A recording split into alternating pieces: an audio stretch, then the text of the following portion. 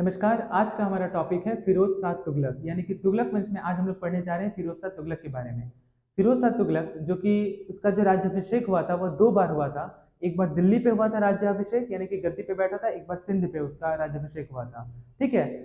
तुगलक वंश में जो फिरोज शाह तुगलक था उसके इतिहास और उससे संबंधित जितने भी प्रश्न हैं उन सभी प्रश्नों को हम लोग एक एक करके आज डिस्कस करेंगे। तो चलिए शुरू करते हैं। और आज जैसा कि आज का हमारा टॉपिक ही है फिरोज शाह तुगलक, तो फिरोज शाह तुगलक जो है वो गद्दी पे रूल किया था। गद्दी पे वो रूल किया था टोटल 1351 से लेकर के 1388 ईस्वी तक वो क्या किया था, गद्दी पे बैठा था। ठीक है। तो 1351 से लेकर 1388 तक वो गद्दी पर शासन किया था। ठीक है। तो ये आप ध्यान में रखेंगे कि उसका शासनकाल का जो समय है वो 1351 से 1388 तक शासन किया था। इसने मतलब इसका जो राज्याभिषेक हुआ था वह एक बार नहीं बल्कि दो बार राज्याभिषेक हुआ। ठीक है। तो कहाँ कहाँ हुआ, तो एक बार इसका राज्याभिषेक दिल्ली में हुआ। ठीक है। और दूसरी बार इसका राज्याभिषेक हुआ, मतलब दूसरी बार ये गद्दी में बैठा सिंध में। तो ये दोनों पॉइंट आप याद रखेंगे। फिरोज शाह तुगलक अपने साम्राज्य में, मतलब ये पूरे साम्राज्य को जब वो रेगुलेट करता, नियंत्रण करके रखा था, तो पूरे मार्केट प्रणाली से यानी बाजार नीति से ये अपने पूरे साम्राज्य में अपने टैक्स को वसूलता था 1/10वां भाग। तो यह भी आपसे एग्जाम में पूछा जा सकता है कि यह जो टैक्स का इसका जो हिस्सा था वह कितना परसेंट टैक्स वसूलता था, यानी कि 1/10वां हिस्सा ये क्या करता था, बाजार से टैक्स को वसूलता था।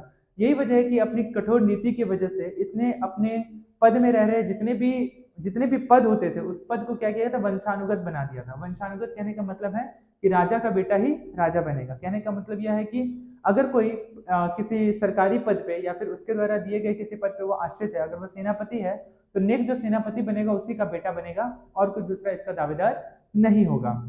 इसने एक अच्छा काम भी किया था। इसने किसानों का जितना भी ऋण है उन सभी ऋणों को क्या किया था, इसने खत्म कर दिया था, पूरी तरह से समाप्त कर दिया था। ठीक है। तो क्या क्या पॉइंट है, पहला पॉइंट है कि इसका राज्याभिषेक यानी कि गद्दी पे दो बार बैठा, एक बार दिल्ली पे, दूसरा सिंध पे। इसने टैक्स वसूला था, 1/10वां हिस्सा टैक्स वसूला था। इसने सरकारी पद को वंशानुगत कर दिया। और चौथा इसने क्या किया, किसानों का जो ऋण है वो उसे माफ कर दिया। ठीक है। फिरोज शाह तुगलक को नहरों का और शहरों का बादशाह कहा जाता है। नहर की शुरुआत सबसे पहले गयासुद्दीन तुगलक ने की थी, जैसा कि हम लोगों ने पिछले टॉपिक में हम लोगों ने पढ़ चुका है। ठीक है। पहला जो नहर बनाने का जो काम करवाया था वो किसने कराया था, गयासुद्दीन गयासुद्दीन तुगलक ने। ठीक है। गयासुद्दीन तुगलक ने नहर बनाने का सबसे पहले काम स्टार्ट करवाया था। ठीक है। लेकिन नहर को, शाही नहर का निर्माण किसने करवाया, तो शाही नहर का निर्माण अगर आपसे एग्जाम में पूछा जाए कि शाही नहर का निर्माण किसने करवाया, तो उस जगह में आपका आंसर हो जाएगा फिरोज शाह तुगलक ने। यही वजह है कि इसे शहरों और नहरों का बादशाह कहा जाता है। इसने टोटल 4 शहरों को भी बसाया था। तो वो 4 शहर कौन कौन से थे मैं यहाँ पे लिख रहा हूँ। तो एक है आपका शहर हिसार, दूसरा है जौनपुर, तीसरा है फिरोजपुर, अपने ही नाम से एक शहर को बसाया था फिरोजपुर, और एक है आपका फतेहाबाद। ठीक है। तो ये वेरी वेरी इंपॉर्टेंट शहर है, आप ये चारों को अच्छे से याद रखेंगे। ठीक है। पहला हिसार, दूसरा जौनपुर, तीसरा फिरोजपुर और चौथा फतेहाबाद। ये शहर को इसने क्या किया था, बसाया था। ठीक है। केवल नहर का निर्माण पूछे सबसे पहले किसने किया था, तो इसका आंसर हो जाएगा गयासुद्दीन तुगलक। ठीक है। शाही नहर का निर्माण किसने करवाया, तो इसका आंसर हो जाएगा आपका फिरोज शाह तुगलक। ठीक है। इसे शहरों का बादशाह कहा जाता है, तो इसलिए कहा जाता है क्योंकि इसने 4 शहर को बसाया था। वो 4 शहर कौन कौन से हैं, हिसार, जौनपुर, फिरोजपुर, फतेहाबाद। तो यह भी पॉइंट आप अच्छे से याद रखेंगे। फिरोज शाह तुगलक अपने दरबार में क्या किया था, 4 टाइप का टैक्स को क्या किया था, स्टार्ट किया था। ठीक है। पहला का नाम था खराज, दूसरा है आपका खुम्स, तीसरा है जकात और चौथा है जजिया। ये वही जजिया टैक्स है जिसकी शुरुआत मोहम्मद बिन कासिम ने की थी। ठीक है। और जिसको अंत किया था मोहम्मद शाह रंगीला ने। ठीक है। पूरी तरह से खत्म कर दिया था कि अगर कोई भी जजिया टैक्स लेगा तो उसे फांसी की सजा दी जाएगी। ये कहा था मोहम्मद शाह रंगीला ने। ठीक है। 4 टाइप का टैक्स है। पहला है आपका खराज, जिसने कहा था कि जो केवल कौन देंगे, केवल हिंदू देंगे। ये जो खराज जो टैक्स है ये संबंधित किससे है, जमीन और लगान से। ये दोनों याद रखेंगे। ठीक है। जमीन यानी कि लैंड से संबंधित है। दूसरा है आपका खुम्स। खुम्स का संबंध लूटपाट के सामानों से है कि जितने भी लूटपाट के सामान जो भी लूटेगा, ठीक है ना, किसी दूसरे सत्ता पर, दूसरे राज्य पर अगर कोई आक्रमण करेगा और उससे लूटा हुआ जो धन होगा, रुपया पैसा धन दौलत जो भी होगा, सोने चांदी अशर्फी जो भी होगा, उन सभी को लूटे हुए हिस्से से क्या करना पड़ेगा, उसका टैक्स देना पड़ेगा। उसका उसका क्या अर्थ कहा गया है, खुम्स।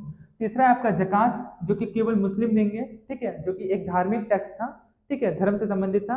और चौथा है आपका जजिया, जो केवल कौन देंगे, केवल हिंदू देंगे। ठीक है। जजिया जो टैक्स है वो केवल हिंदू देंगे। मुस्लिम इसमें टैक्स नहीं देंगे। ज़कात कैसा टैक्स है, केवल मुस्लिम देंगे। ये कैसा टैक्स है, तो एग्जाम में पूछा जा सकता है, यह एक धार्मिक टैक्स है, ठीक है।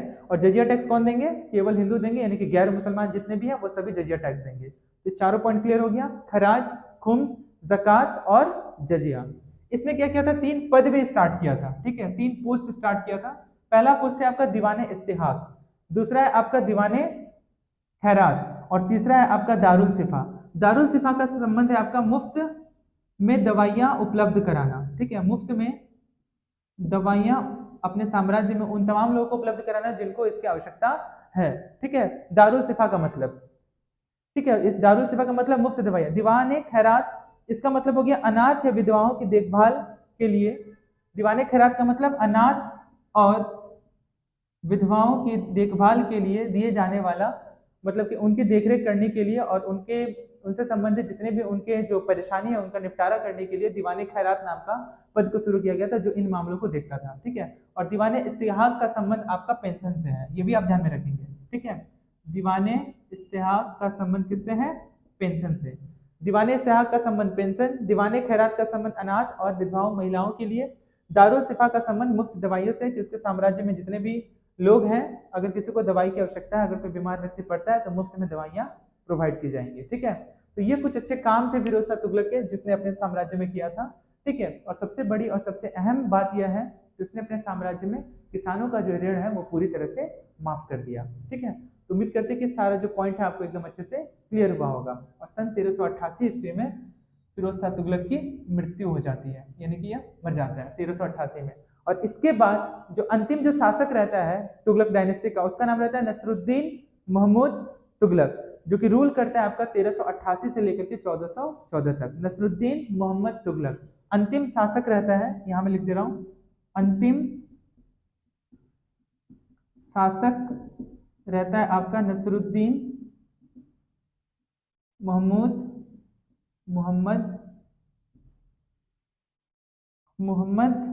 तुगलक। ये अंतिम शासक रहता है, जो कि तुगलक वंश का अंतिम शासक रहता है नसरुद्दीन मोहम्मद तुगलक, ठीक है, जो रूल करता है आपका 1388 से लेकर के 1414।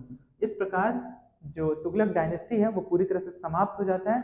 और इसी के बाद तैमूरलंग जो है आक्रमण करता है, उसी के साथ आया रहता है आपका खिज्र खां, ठीक है। और उसने एक वंश की स्थापना करती है जिस वंश का नाम रहता है सैयद वंश, ठीक है। ये हम लोग नेक्स्ट क्लास में डिस्कस करेंगे सैयद वंश के बारे में, ठीक है। वापस एक बार हम रिपीट करते हैं, फिरोज शाह तुगलक का शासनकाल 1351 से 1388। 1388 में इसकी मृत्यु हो जाती है। ये अपने साम्राज्य में टैक्स वसूलता है 1/10वां हिस्सा। टाइप 4 टाइप्स का टैक्स है, मतलब 4 प्रकार के टैक्स है, कर है, ये अपने साम्राज्य में इंट्रोड्यूस करता है। पहला खराज, जो कि केवल हिंदू देंगे, जो जमीन और लगान से संबंधित है। खुम्स, लूटपाट के सामानों पर टैक्स देना पड़ेगा। तीसरा जक़ात, केवल मुस्लिम देंगे, जो कि धार्मिक टैक्स था।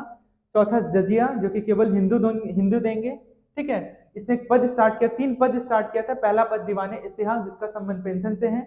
दूसरा है दीवाने खैरात, इसका संबंध अनाथ या फिर विधवा महिलाओं से है। तीसरा दारुल सिफा, मुफ्त में दवाइयां प्रोवाइड करवाना, ठीक है। अंतिम शासक था आपका नसरुद्दीन मोहम्मद तुगलक, जो कि रूल करते हैं 1388 से 1414 ईस्वी। और इसी के बाद एक वंश आता है जिसका नाम रहता है सैयद वंश, जिसकी नींव रखी थी खिज्र खां ने। खिज्र खां के पिता का ही नाम रहता है सैयद, इसी वजह से इस वंश का जो नाम सैयद खां रहता है नाम, इसी वजह से खिज्र खां ने अपने पापा के ही नाम से वंश को स्टार्ट किया, जिसका नाम था सैयद वंश, ठीक है। यह भी आप ध्यान में रखेंगे। 4 शहर को बसाया था फिरोज शाह तुगलक ने, हिसार, जौनपुर, फिरोजपुर, फतेहाबाद। तो आपसे एग्जाम में पूछा गया है कि फिरोजपुर, ये तो नहीं पूछेगा कभी भी, क्योंकि फिरोजपुर लोग फट से टिक कर देंगे कि फिरोजपुर फिरोज शाह तुगलक। तो एग्जाम में सबसे ज्यादा पूछा जाने वाला क्वेश्चन है हिसार और जौनपुर, ठीक है, कि हिसार और जौनपुर शहर को किसने बसाया। तो इसका आंसर हो जाएगा फिरोज शाह तुगलक। इसे नहरों और शहरों का बादशाह कहा जाता है। अगर आपसे एग्जाम में पूछा जाए कि नहर निर्माण की प्रक्रिया को सबसे पहले स्टार्ट किसने किया था, तो इसका आंसर हो जाएगा गयासुद्दीन तुगलक, ठीक है। ये वही गयासुद्दीन तुगलक है, जब वो बंगाल विजय के लिए जब निकलता है, तब वो गयासुद्दीन हजरत निजामुद्दीन औलिया को कहता है कि तुम नहर बना के रखना, ठीक है, पेड़ के चारों तरफ चबूतरा बना करके रखना, ठीक है, बगीचा बना करके रखना। तो इसी में निजामुद्दीन औलिया कहते हैं कि दिल्ली अभी दूर है। तो यह भी आपसे एग्जाम में पूछा गया है कि दिल्ली अभी दूर है, ये नारा किसका था। तो दिल्ली अभी दूर है, ये नारा था आपका निजामुद्दीन औलिया का, ठीक है। और शाही नहर का निर्माण किसने करवाया था, तो इसका आंसर हो जाएगा आपका फिरोज शाह तुगलक। यही वजह है कि इसको क्या कहा जाता है, शहरों और नहरों का बादशाह। ठीक है, तो उम्मीद करते हैं या फिरोज शाह तुगलक से संबंधित जितने भी प्रश्न हैं, आप इसका चाहे तो स्क्रीनशॉट ले सकते हैं। ठीक है, फिरोज शाह तुगलक से संबंधित जितने भी पॉइंट हैं उन सभी पॉइंट को मैंने आप लोग के समक्ष रखा, और इससे संबंधित जितने भी प्रश्न हैं उन सभी प्रश्नों को मैंने क्लियर कर दिया। तो आज के लिए इतना ही, बहुत बहुत धन्यवाद।